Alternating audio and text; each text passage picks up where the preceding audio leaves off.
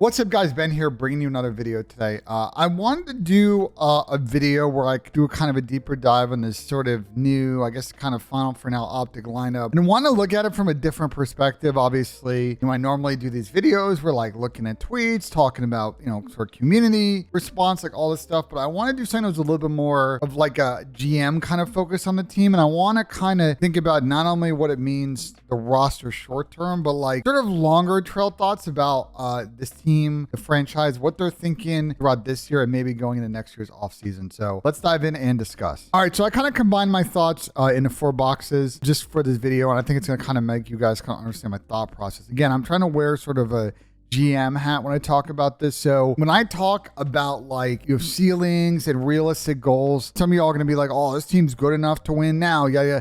I'm trying to be realistic in the way I think about it. So just understand my perspective when we look at it from this lens. So I've kind of bracketed it into the major 2, aka like the next 2 weeks, major 3, which is sort of a month and a half, rest of the season, which is going to be sort of your champs run in, and then the off season. So I think talking about major 2 as we look and think about, Illy, Dashi, Hook, and Shotzzy. This is the team after Scump retired on Monday. I guess Scump is still around as a substitute just in case. There are 3 main questions I have about this team over the next 2 weeks. 1, does the AR duo work?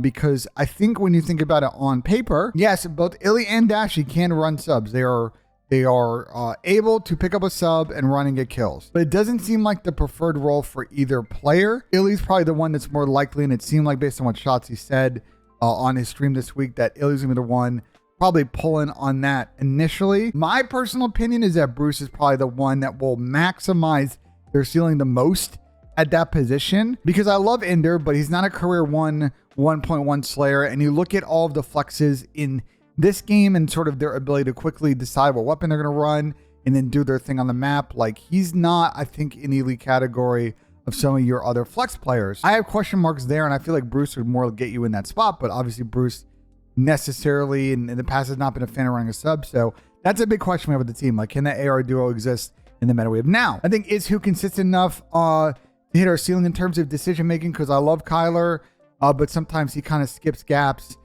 doesn't always follow the team system rules. They're in the honeymoon right now. Let's see what happens, after major 2 with this, because the first matchup I saw with him and Shotzzy was pretty good, but there were a couple of mistakes. So I can't tell if that's just, again, they haven't played a lot and they haven't really figured out the system with the squad, or if that's other issues. I think the number one thing that this team needs to focus on is catching up. So I've highlighted 3 to 4 things here, and I'm going to dive in with some stats on y'all. S&D offense execution, S&D map pull, hardpoint map pull, and then getting better in control. So let's take a look at the stats so I can explain this one for y'all. All right, so I think the first thing is talking about search with this team. You see Optic is in this row, and search has been not great for them this season. And what I'm talking about when it comes to offense is they don't do a great job of winning a lot of first bloods. They're sort of in the middle of the pack there. They're also not maximizing their 4v3s. The 68 win percentage is near the bottom. You really want this to be in the 70 plus range. If you can be in 80s like you see with FaZe or with subliners, super ideal. You're going to toss a couple of offensive rounds because someone makes a crazy play or there's a mistake, or you're not going to win every 4v3, but winning them 68% of the time is not going to cut it. They also have the least amount of bomb plants in the entire league at 24. And I know that teams like FaZe and New York and Toronto have played more maps. 54% of winning your offense's bomb down planet is as bad. And they need to get that north of 60%, ideally again to the 70%. If we look at FaZe, this is where you want to be. If you win 3 out of 4 of your bomb plants in a given search map, you're going to be probably winning that map. So I think for Optic, this is really a product of, I think, their struggles on Embassy. They played this map a lot. And if we look at their stats, they actually don't get a lot of first bloods on the map, but when they do, they actually win those rounds, weirdly enough. But as you can see here, when they're planning on offense, they aren't converting those plants, only winning 4 out of 9 times they planted the bomb on Embassy. So not really ideal there. And that's the sort of the map they played the most when we talk about S&D for them outside of Mercado. But if you take a look at Mercado, they actually have a sort of an interesting problem, which is they are doing an okay job of getting first bloods, but they're also not converting those first bloods into W's in their 4v3s. Now, I don't know if this stat is influenced a lot. And I assume it's influenced a lot by their older team. That major one when they were blowing a lot of 4v3s against Toronto. Rather against Florida, my bad. They were playing the bomb a lot on that map, only winning 70%, but that's a small-ish sample size. And again, I can't tell if that's a product of their sort of original version of the team. That's why I don't want to focus too much on Mercado, because we've only seen them play it once against Boston. They look pretty good on it. But Embassy was a map that I think when I've watched them play, even across all their teams, I think is sort of the weakest map right now. And when we look at the way the Optics map pool sets up in S&D, like they don't play at CeeLo. They probably need to get in the mix there. They don't play Fort Hotel. They need to get in the mix on there. I think they're not going to play a lot of Fortress. So right now it's these two maps. But we get to sort of my second bullet, and third bullet, which is you take a look at this map pool right now, and there's not a lot of great across hardpoint in S&D, a lot of deep sort of map pools they have here. I think these two are probably pretty good for them, but a lot of teams are not playing Hydra right now in matches. They're pretty good in Mercado as well, but I think they need to pick up one of these two maps to have in your pool. Getting to 4 strong maps gives you a lot of opportunities to not have an auto veto, and then you can kind of pick your poison against teams. Once you get rid of their best map, you can pretty much decide between the 3 that are left what you want to do there well.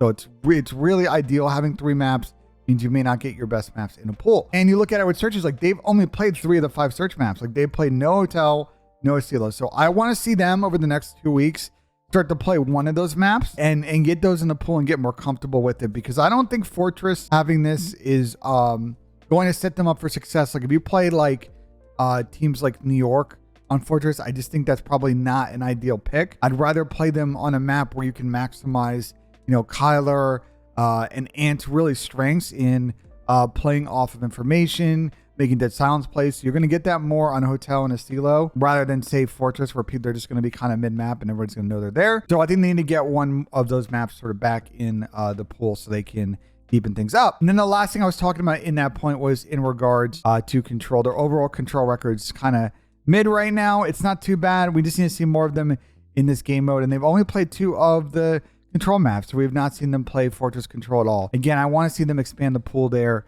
and make teams stink a little bit more when they veto them. All right, so those are kind of like my overall catch-up thoughts. I think in the reason that I talk about this is I want to be realistic with this team. Considering that they are behind, they're one of the least practiced teams in the league. I think anyone that's coming with this roster and says our goal is to win this event, a realistic goal, I think you're kidding yourselves. Look, obviously you want to win every event. I'm not going to discount that, but let's be realistic about this one. Like if I am, you know, a general manager of this team, let's say I'm Rambo and I'm talking to the board, I'm talking to Hector, what do I think realistically we're going to get at this event? I think top 6 to top 4 is probably our most realistic placing in most scenarios. That would keep us in path for champs qualification and probably jump a few teams, because right now we're sitting outside the top 8. That ideally gets us to Sunday if we get to top 4, which would be really good for our team to start getting reps then.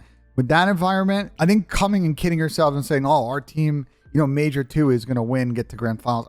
We just got to be realistic, bro. Like they need another couple of weeks to work on all of these things that I talked about. It's just going to come with time, and I think they can figure it out. That's when we get to sort of the major 3 side of this conversation. I think kind of 2 roster things we need to think about, because I don't really want to speak towards, you know, it's hard to when we talk about future majors, sort of the map pool stuff again, without seeing how they address this other stuff. And I think in a follow-up video, we'll talk about that. I think circling back on the AR conversation is, do we like the Illy Dashi combo at AR? Is that where we want to go with? Or, you know, after major 2, based on how things go down, do we want to make a change there? My guess is that Optic, unless they like totally bomb out at this major, get like top 8, top 12, I don't see them making a roster change until after major 3, but it depends on if certain players are potentially available they may want. I could see them going down the round and making a change. I just don't think there are any challengers players at sort of the flex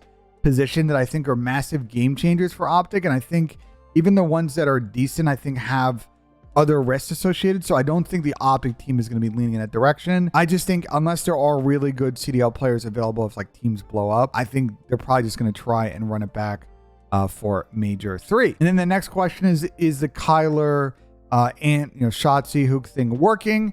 If it is, great, we're going to keep running that. If not, they may look at a sub player. Now, this could be a little bit of a better option than flex player, because there are players who I think are on teams that might be a little bit more chalked after major 2 that might be gettable And also there probably are a couple of more challengers players in the SMG category that I think could be good pickups rather than the flex category. So we'll see in terms of what Optic want to make a roster change. But I think this is the key thing if I am on Optic. Look, we're going to be having an event at ESA. This is going to be in front of our fans. Last time we did that, we were unstoppable at Major 1 last year, and we got the dub. At this point, our team will have been practicing for over a month. We'll have gotten plenty of match reps across the qualifiers for Major 2 and Major 3 and the LAN in Major 2. I think if you want to set a realistic, we're going to win an event goal, it's going to be for this one, because as long as we've addressed all the practice considerations, the roles are kind of fitting in, everything is moving and grooving. At this point, Optic should be a contender up there with New York, FaZe, and Toronto. All right, so this is where we get to sort of the fun part, right? The rest of the season. So how did Major 3 go at this point, right? If we won Major 3, I think no roster changes rest of the season. We're done and dusted there. If Major 3 did not go well, right? We're still having problems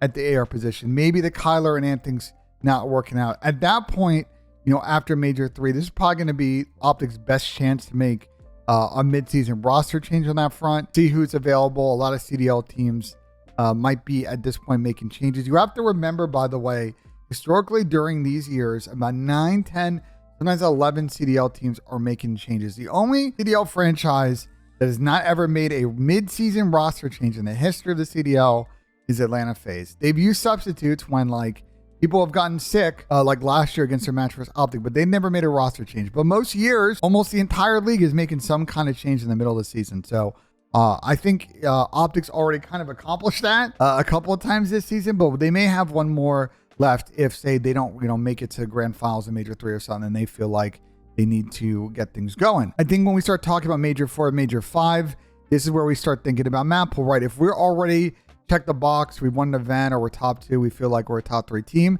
we need to expand our map pool. We need to make it more difficult for teams at this point to accomplish their prep work against us and know that we're unpredictable. Now, in a 5-map pool in Hardpoint and S&D, and we're assuming that that keeps throughout the season because I don't know if they're going to add maps or not, you can kind of get away with a little bit of an auto veto in 4-map pools. I think you were in a tricky spot, but now if you're good at 4 and you just like don't want to play a 5th map, I think you can do it.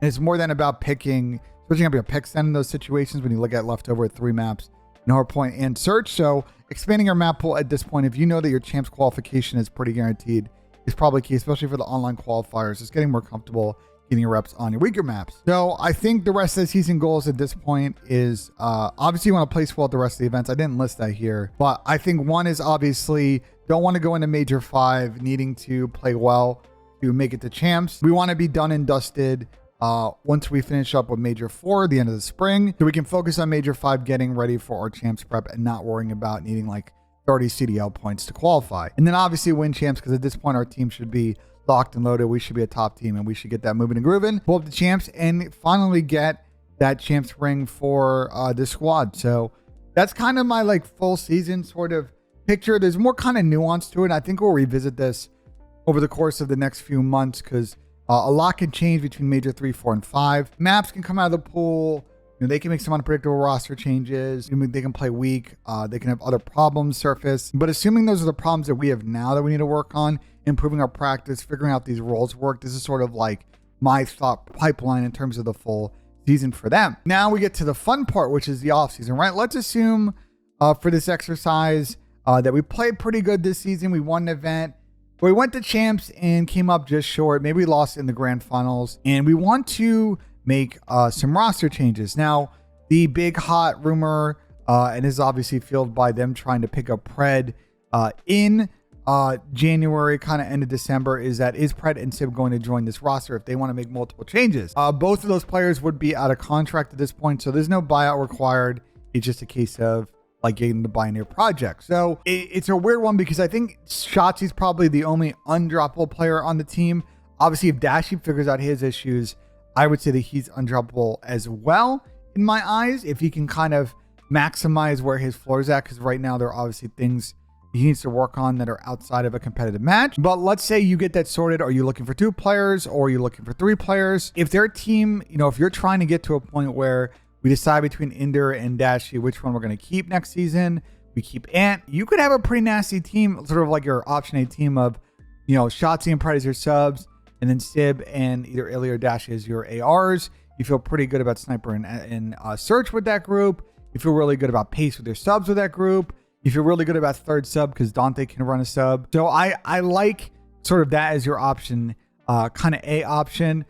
There are some other players that will become available potentially in the offseason as well that they can go down that route. So I don't want to go super deep on sort of who's on an expiring contract or not at this point, because I need to get more clarity actually on a number of players like Scrappy, if he actually signed like a 3-year deal that he said on the couch at Major 1 when we were talking to him. So I think that's more of a spring conversation when we start to work on the player tracker again. I think another big question in the offseason is, how do you feel about the coaching staff? Obviously, there was much discussed in this camp, and I think Dashy kind of fielded a lot of this by taking it public about some of the disagreements that he had behind the scenes, coaching strategy on sort of end of map conversations. How do we feel like we've addressed that over the course of these last few months? I probably should have added that, thinking about that as a point under Major 3, but because I didn't do that, I think the sort of this comes full circle, and I think they need to work on right now, which is, have we made the adjustments that have been discussed by and on stream, by Dashy on stream? Like, how do we feel about that? Are the players happy with the coaching staff? Do we need to bring in another person or two? Do we need to, get a new full-time head coach and move Ray to more of a GM role? That'll be an interesting question to see how they want to accomplish that down the line once we get to the off season. So I think like overall for Optic, my kind of big picture assessment is, even with Seth retiring, I like the path for them still to be a championship contender. I think this team that they have right now of Illy, Dashy, Pook, and Shotzzy can definitely win. I think the team can also definitely win champs as well, but they obviously have some things they need to work on, and some of that is in game, some of that is out of game, some of that stuff the coaching staff also needs to improve, so the players are at their best mental or prep state prior to matches. If we do all of those things, I think they have an opportunity to either run it back in the offseason, or if they come up just short, I think make their team better by taking what's left of Seattle or going in a different direction. So I like this game plan for Optic. Let's see how they execute it, and we'll revisit this again over the course of the season and see how they navigate some of the hills and valleys that happen when you're running a competitive Call of Duty team. Yeah, that's it. Let me know in the comments what you thought of this exercise. I just wanted to kind of collect my thoughts around Optic and all of that. And I was maybe a little bit rambly, but I wanted to kind of look at it from this perspective instead of just sort of my surface level thoughts once the team was announced. So let me know in the comments what you guys think. Like if you enjoyed the video, subscribe for more. As always, guys, we'll see you in the next one.